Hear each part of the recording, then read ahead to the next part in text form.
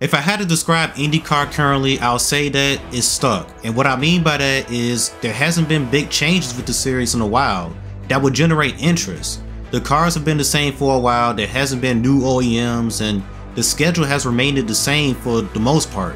Speaking of the schedule, that's what I want to talk about in this video. I come up with a 2024 schedule that accomplished two goals: more ovals and more races. The IndyCar series currently has a 17 race season, but we're going to expand that to 22 races.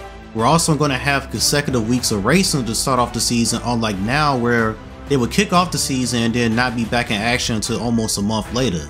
Oh yeah, the inclusion of more ovals. What oval tracks are being included? Well, let's go ahead and dive into the schedule to find out. So instead of starting off the season at a road or street course, the IndyCar series is going to start the season on an oval, and that oval will be Homestead Miami Speedway on March 3rd, the first new addition to the 2024 schedule. I feel like this is a perfect place to start the season. It's a good market, it's a lot of marketing opportunities to hype up the start to the IndyCar season, and Homestead is just such a damn good racetrack. It will be the first time IndyCar has raced there since 2010. Next up will be St. Petersburg on March 10th, and then on to Texas Motor Speedway on March 17th. Now, I know Texas is a hated track, and that's still the case with NASCAR at least, but with IndyCar, it's actually starting to become a fan favorite again. The past two events have had incredible racing. Drivers can actually run high on the track, and that's something we wasn't seeing just a few years ago. I think as that PJ1 crap continues to wear off, Texas is going to continue to get better and better for IndyCar at least. So after that, it's going to be the first break for IndyCar, and it's going to be for a few weeks, but this is much better because you got a good string of races in to start off the season, which is an improvement. Next up, the IndyCar series goes to a short track, and that's Richmond. This track was actually supposed to be on the schedule a few years back, but because of the pandemic, IndyCar never went there. So guess what? We're going to go there in 2024.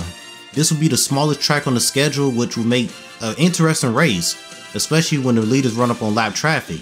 Also, this will be the first night race of the year. Barber Motorsports Park will be the 5th race of the year, and then after that, IndyCar returns to Watkins Glen.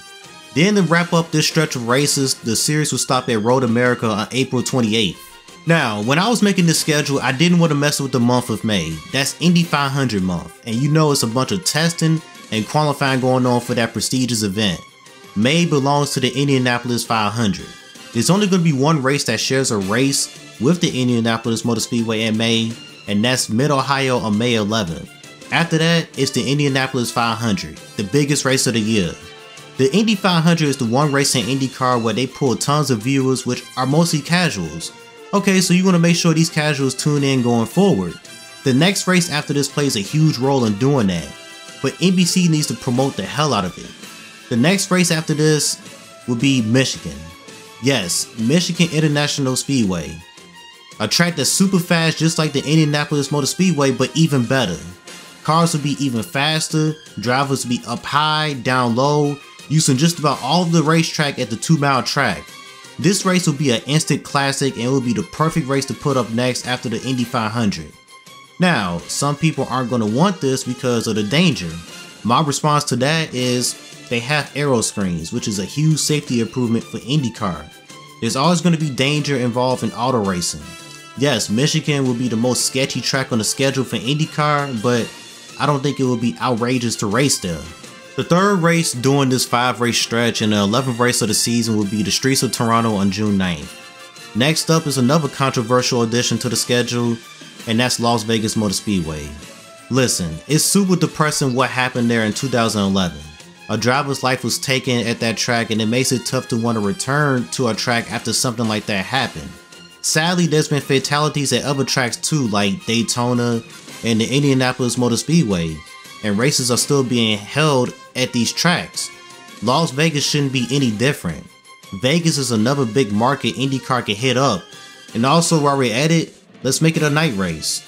After Vegas, IndyCar heads to Iowa, but there won't be a doubleheader like has been recently. IndyCar will be off for 2 weeks, which includes 4th of July week, and then returns on July 7th at Laguna Seca.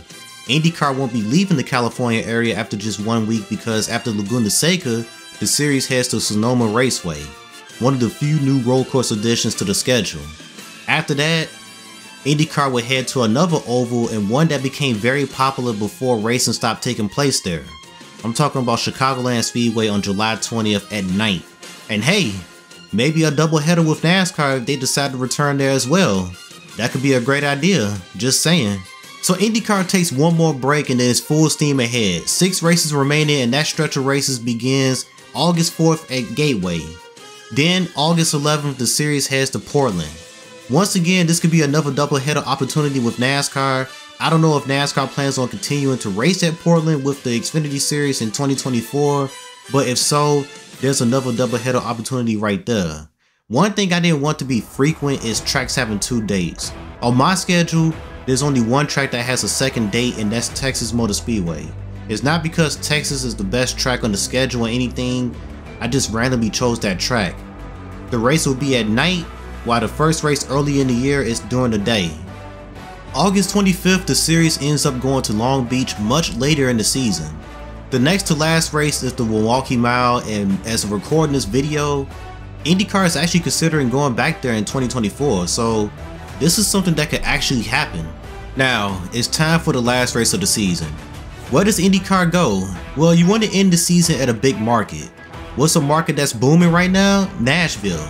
IndyCar does race at Nashville, but it's a street course and in my opinion, I don't think it's been successful, and I'm more so talking about the racing product. So let's not go down that route, but instead let's go to an oval in Nashville. Let's go to Nashville Super Speedway. Start the race on a Sunday evening and race into the night and crown the IndyCar champion at this track.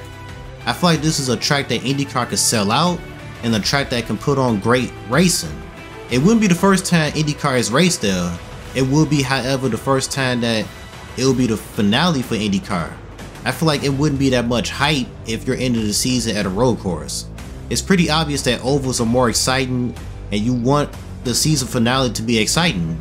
Even if the championship is already locked up, you want to go out with a bang. That concludes the 2024 IndyCar season. An increase of races along with a more increase of oval tracks along with other improvements like not going on break right after the first race of the season.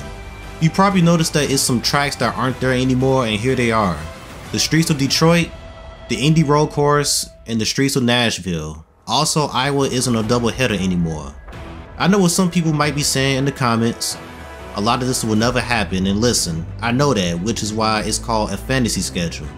But this is what I would do to the IndyCar schedule if I was in charge. It's a very fresh schedule in my opinion, and that's what IndyCar really needs right now, is something fresh. Something new to generate interest. This schedule in my opinion accomplished that. Now I want to hear it from y'all. What do y'all think of my 2024 fantasy IndyCar schedule? What tracks that wasn't included will you add to the schedule? Is it tracks that I took away that you'll like to see stay on the schedule? Let me know in the comments. I'm going to go ahead and roll up out of here. Y'all have a good one. Peace.